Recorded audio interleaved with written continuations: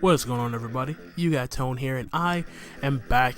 This week we are bringing you the MPL Season 5 semifinals, taking on Hera, aka Hera Horde, coach of the SL Banefica. Now, if you guys missed our wildcard round or quarterfinals match, we did face Turbo Blades and the Phoenix Midnights, and we came away with a 5-0 win on the back of Defensa Primarina putting in the work in that battle. And here we are taking on the best team in the MPL in these semifinals. And not gonna lie, this was a matchup I was absolutely dreading in a sense, because the last time we played Hera was way back in week number 2, and we lost mainly to the fact that Scarf Crocodile just absolutely destroyed my team in the late game.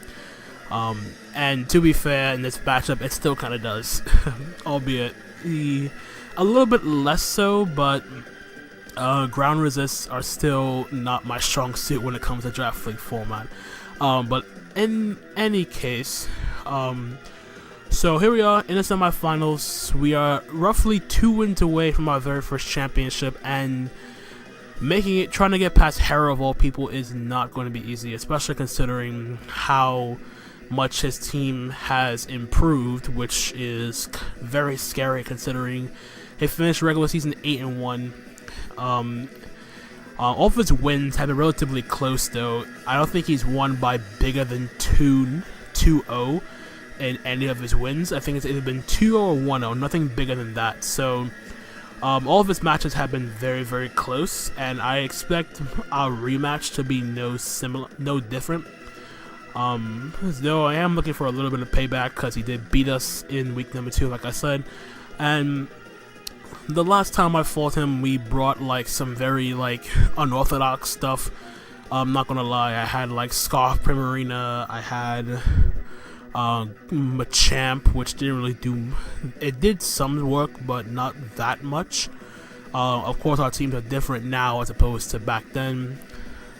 So just to run down his team one more time. His team consists of the Mega Gallade, Heatran, Thunderous Therian, Tangrowth, Crocodile, Tapu Fini, Mesprit Fortress, Regirock, Dragalge, and the Ambipom, with his offensive Z-move user being Dundee T and his Super Z-mon user being Tapu Fini.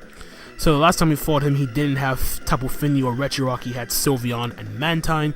And of course, my team is the Weavile, Nidoqueen, Latios, Arcanine, Tornadus, Therian, Primarina, Snorlax, Mega Scizor, Jolteon, and Torterra, with Torn-T being my offensive Z-move user and Latios being the Super Z-mon. So our teams have changed quite a bit since we fought week 2. His team has gotten even scarier, which is just ridiculous. And my team is, I still like my team, not gonna lie. So going into preparing for the rematch, I really had to contemplate a lot of stuff. First and foremost, there was looking at the team that he has.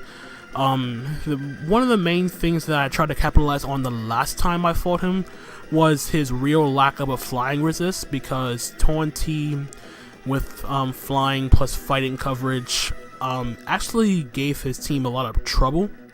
But this time around, I wanted to rework the team a bit to a sense where I could win late game with either my Snorlax, which I didn't bring the last time, or my Torn, which is a lot different from the last time as well. So looking at the team that I brought for this week, this time around, I actually went through a lot of trouble and painstakingly looked through all the EVs and whatnot and made sure that everything was as best as I possibly could. I felt as though this was the best possible team I could have brought in this particular matchup, just because Hera's team is just ridiculously difficult to prep for. So to run down the team that I brought this week. So the first Pokemon we have here, we have Arcanine, which I didn't bring the last time. He actually was talking about how much offensive Arcanine just screws his team over, and looking at it now, he does have a point. So I decided to test the waters here, run offensive Arcanine with Life Orb, with Flare Blitz, close combat, wild charge, extreme speed, max speed, not max speed, enough speed for non-scoff crook, max attack, and then the rest of the HP or whatnot. I was actually on the fence a bit between close combat and natural gift, because when I fought Hera the first time, he was air balloon Tran to prevent it from getting hit by Nidoqueen's Earth Power. But he's also run like Troupleberry and other resist berries in the past on his Heatran, so I was really on the fence between, do I go close combat and hope he's not Troupleberry, or do I go for natural gift and hope he's not Air Balloon or Sugarberry. But I considered, at the end of the day, I figured close combat would give me the most general good coverage, because it also catches the Crocodile on the switch, although the last time he was Scoff Moxies, I really don't think he would want to take any residual damage on the Crook. So I stuck with close combat just for the more guaranteed damage on the Heatran, whether or not he was Air Balloon or Sugarberry or whatnot, and also that's the Regirock if he decided to bring that instead. So then from there we have Primarina. So like I said, last time I brought Scoff Primarina because I outsped Mega Gallade, non-Scoff DT. It actually outsped his entire team non-Scoffed Timid Max Speed. So I figured he'd be a little bit more skeptical to that this time, but this time I am Choice Specs. But my Primarina is not max special attack. I painstakingly went to the trouble of dialing back the special attack on my Primarina, and I investigated more into special defense. So what I did, with this in mind, I figured that Hera would bring Bulky Torn Thunderous T again like he did the last time. So with that in mind, I EV'd my Primarina to take a Thunderbolt from a non-Life Orb Thunderous Theory after Stealth Rock damage.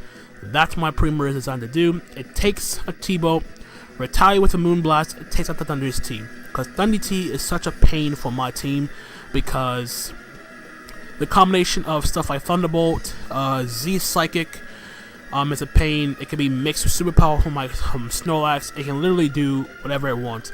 And I just want to make sure that if my Nidoqueen gets taken out early, I have something that can at least take a Thunderbolt at the rocks, which is what my Primarina is designed to do.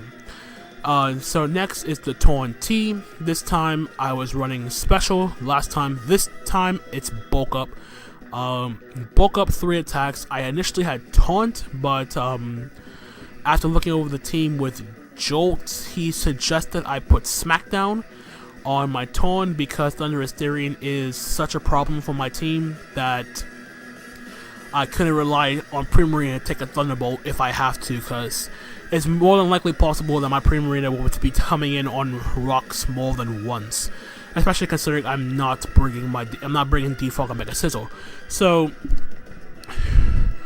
with Bulk Up plus Smackdown, I do about 45-50% to Thunderous. I keep saying Torn. With the spread, and then we have Acrobatics plus Superpower to hit the rest of his team pretty hard. Superpower, of course, for the Heatran, the Regirock. So we're basically max HP, enough speed for Ambipom, and the rest is special defense. Next up we have Nidoqueen, which is Stealth Rock 3 attacks with the Aguav Berry, so I can one of the Pinch Berries, so I can get my health back up in a clutch situation. I also have Poison, Sludge Wave, Earth Power, and Ice Beam for the Thundy. Running enough, I'm roughly max HP with enough special defense to take... I take 2 Fire Blasts from a Scoffed Heatran, and if possible, I also take an Earthquake from a Crocodile after Stealth Rock damage from full. So yeah, that is my Nidoqueen set. Next up, number 5 is our Mega Scizor, which is just max HP, max defense with U-Turn, Bullet Punch, Roost, and Superpower for the Heatran. I could have potentially brought Swords Dance, but I really wanted to try to catch a Heatran on the Switch, but I doubt that would come into a play, but you'll see what happens. And then lastly is my Snorlax. This is a very cool Snorlax set that I thought of looking at the matchup, and it's Block, Curse, Rest, and Return. So I did this set in mind with I did this set together with the fact that Hera had no ghost type Pokemon, so mono normal stab was just looked good on paper, especially considering his normal resist is Heatran and Regirock, which lack reliable recovery, so they weren't that difficult to wear down.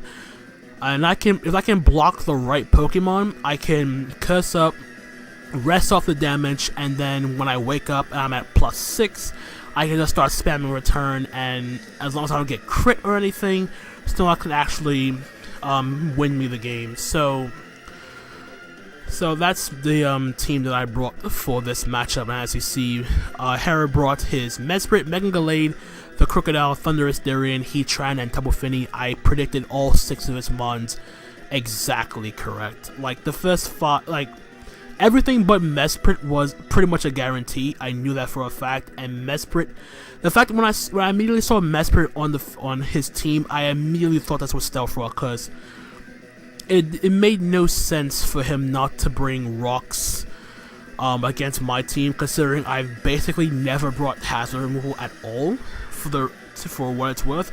And last time he had rocks on his Heatran and let off with it, so I'm expecting no different with Mesprit, because Mesprit gets rocks and momentum, which Heatran does not. So I figured he'd try to keep Heatran around to check my Arcanine and my Mega Scizor, which made the most sense.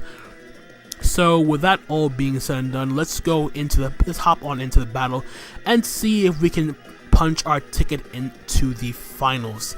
So what's going to end up happening here is, as you see, I'm going to leave my Arcanine here, and he's going to end up leading up with his Mesprit.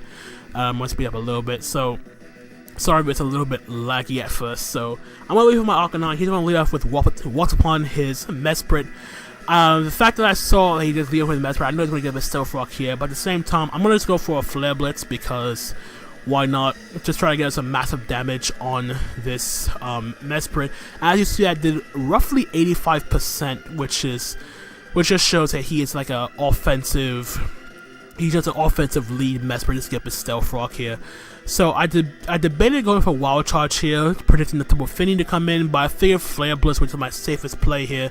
So we're just going to take out the Mesprit here with the next Flare Blitz. So we're already up 6-5, but I've taken a crap ton of damage with the recoil plus a Life Orb recoil. So in comes the Heatran here. Now I debated switching out here, but I'm just going to go for the close combat. He does reveal that he is the Chople Berry, so I get that little play incorrect, but at the very least I popped the Chople Berry on the Heatran, so Torn can take it out with the next superpower. So we're going to lose our Arcanine here to the Earth Power, which is fine because Arcanine finally got a kill in this season, so I don't really care about that.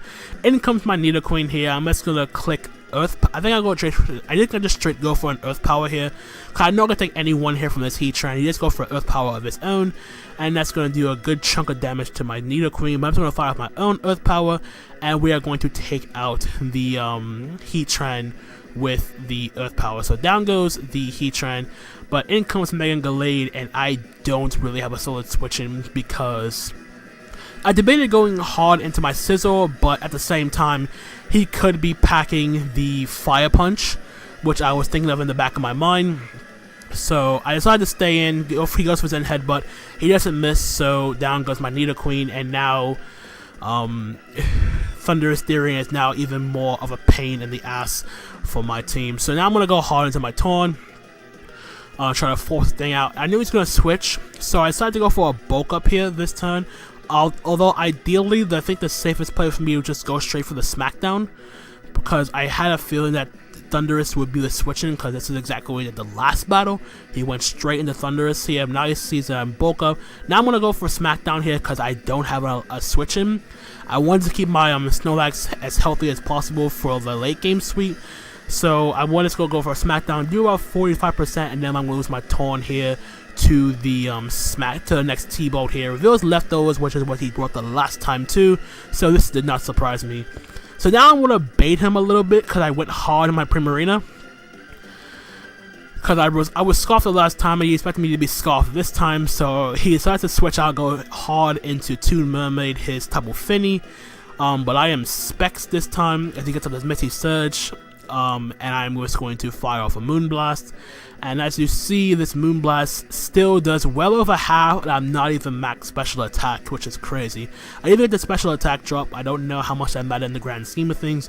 So here I'm going to go hard into my Snorlax because I don't want to take a potential Nature's Madness, because I wanted to keep my Primarina as healthy as possible, because it's literally the only thing on my team, bar Snorlax, that I can take a T-Bolt from the Thunders. So he goes to Nature's Madness here.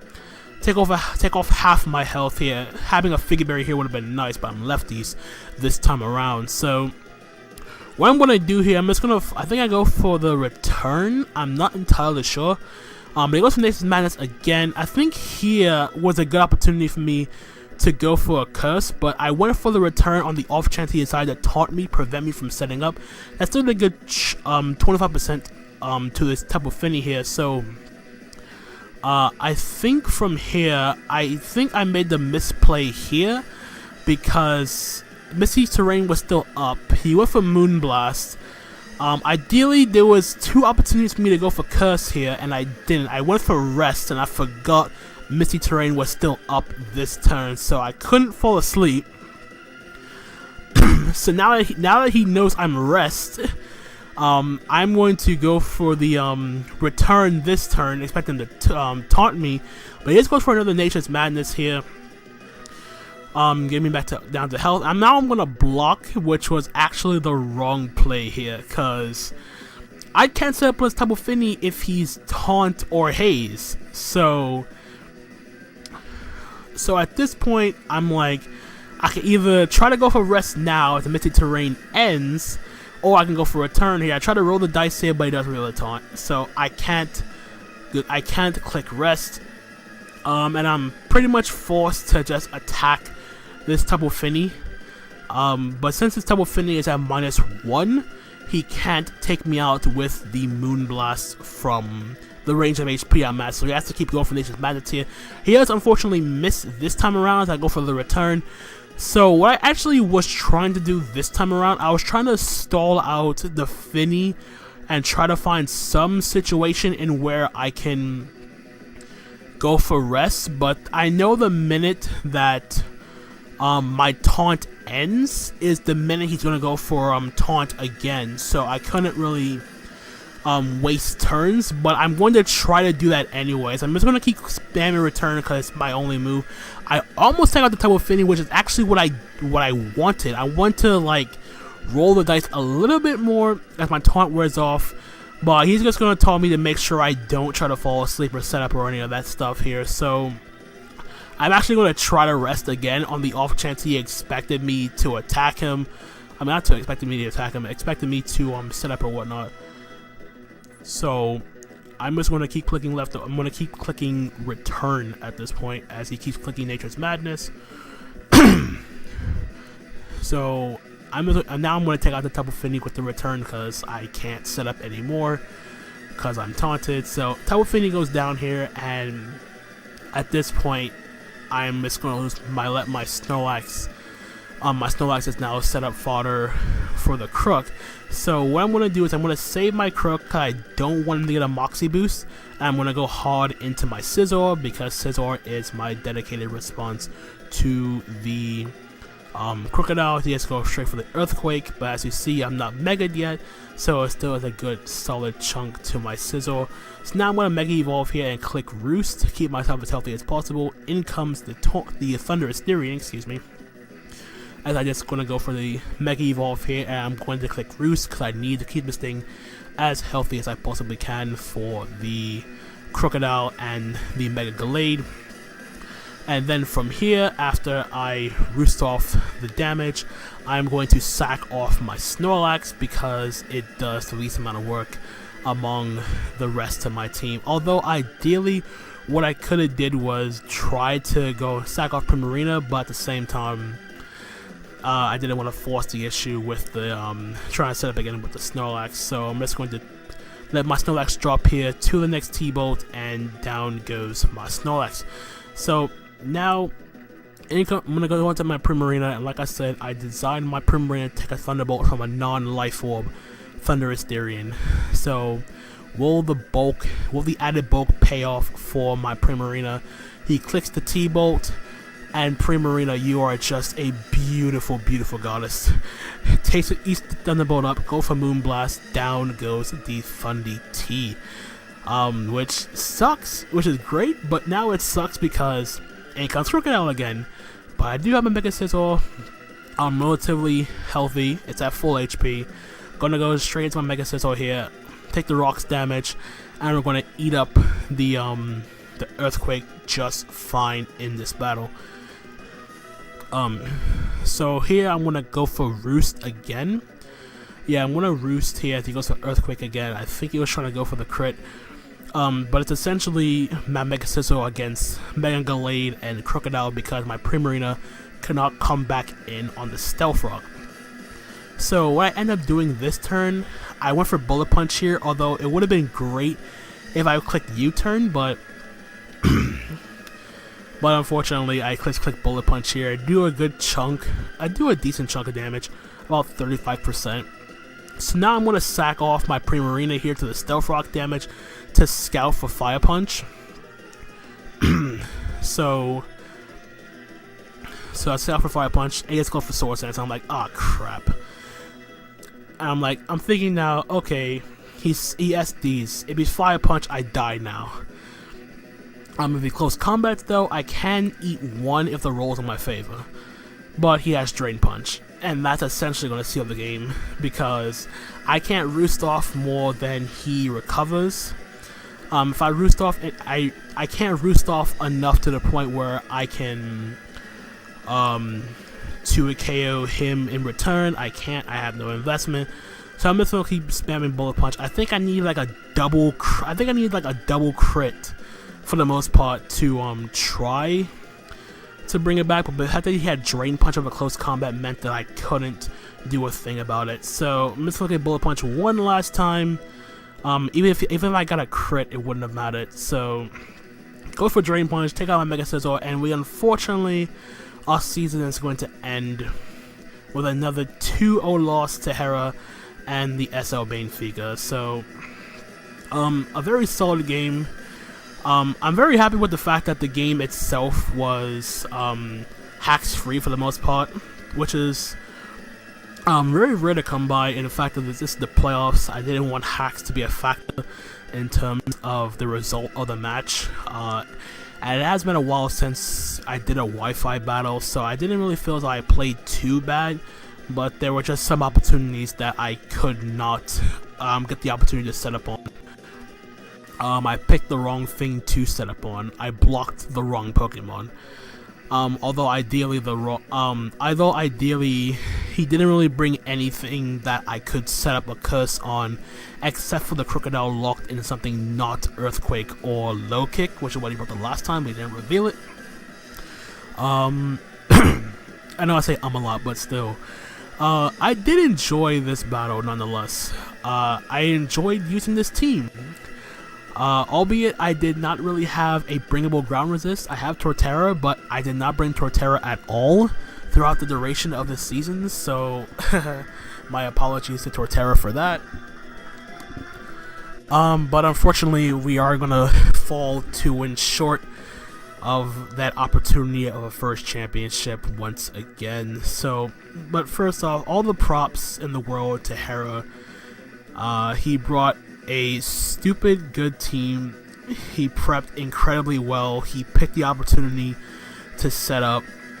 And just to clarify some stuff, even if he was close combat, I think I still would have died thinking about it now.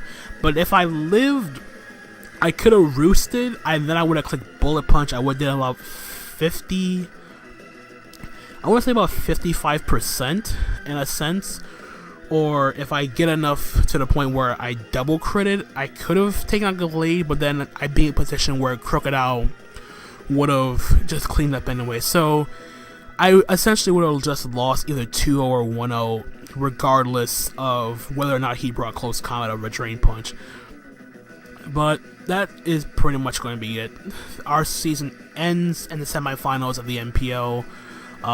Good luck to Hera in the finals, whether he will play Donachie or Verd, I do not know yet, but whoever he faces, good luck to you, man. You have like a stupid good team. I am not gonna lie. Prepping against this team was not fun. I brought the best team I possibly could. I felt as though I brought the best team I could. I felt like I played well during the duration of the battle. Like I said, I am very happy with the result. Despite the fact that I lost, I am more happy with the fact that the game was not a hacks fest. There was literally no hacks in this game whatsoever, aside from a Nature's Madness miss. Everything else was flawlessly executed. There were no critical misses, there were no critical hits, all that stuff. So I'm happy with that. But it does sting a little because I really want that first championship, and me falling short like this does suck a lot. But it's nothing too nothing to rack my brain over. I played the best I could, and I'm more happy with the fact that I played as well as I could. I played to the best of my abilities. I felt like I drafted a very strong team. I know there was some Pokemon I drafted that I didn't really use to the best of their abilities, like Weavile and whatnot, but I still had a lot of fun making prepping with this team, using this team in general, and more or less the main Pokemon I was really happy about in the duration of this entire season has to be Primarina. Primarina put in so much work for me. Every time I brought it, it was such a threat. Every game that I had it, I think there was only like one game where Primarina did absolutely nothing, but other than that, Primarina has just been a godsend for my team in general because of how scary it is. Snorlax was super fun to use. Curselax was just a dominating force for my team whenever I brought it. Torrentee was also fun. I put in a lot of work at the beginning and then it sort of died off, but Torrentee just did a lot of stuff for me. I can't complain about that. Nidoqueen held down the fort so well. Mega Scizor, although I didn't bring it that much considering I picked it up late in the season, I still felt pretty confident about bringing Mega Scizor. Arcanine finally got a kill, albeit within the playoffs, but one kill is better than no kills. Weavile, I know I used Weavile very, very badly, but I felt as though in the playoffs I used it very, very well against Turbo, so that was cool. Jolteon, I only brought it twice, but it did some things, even though it didn't really get a kill and all that stuff. Latios held on the fort. You got that sweep against Keegan week 6, I believe. And I think that is pretty much it as far as I'm concerned. So yeah, so we lose. We made it to the Final Four at least. I can't really complain about that. In terms of Season 6 of the MPL, I'm pretty sure I will be back, although I'm not entirely sure yet. But I'm leaning more likely towards returning for Season 6. It's been a lot of fun. All the guys in the MPL have been super cool. It was nice battling against everyone there. It's just a nice chill league and all that stuff. So that is going to be it from me, guys. Sorry for rambling on as long as I am right now, but I figured I'd just get my thoughts out of the way in terms of the league, the season, my performance leading up to the ending of the season. But as bittersweet as my ending is, I only improve from here. That's all I feel like I can improve from here. I feel like I've made a statement in terms of me making it all the way to the semifinals, and that's more than enough I can ask for. But that's going to be it from me, guys. Also, check out Hera's side of the battle, which I don't know when it will be going up, but definitely check out his side. I know he's going to have a lot to say about this battle, as I did. I do apologize for a bit. The video was like lagging in and out for a while, so that's going to be it from me, guys. I hope you guys enjoyed. If you did, leave a like, subscribe, check out Hera's side of the battle, like I said, all the other coaches in the MPL. Check out the other brackets of the MPL semifinals between the Verd and Donachie. And that's going to be it from me, guys. Until the next time, my name is Anthony, aka Tone, and I'm going to catch you guys on the flip side. Later.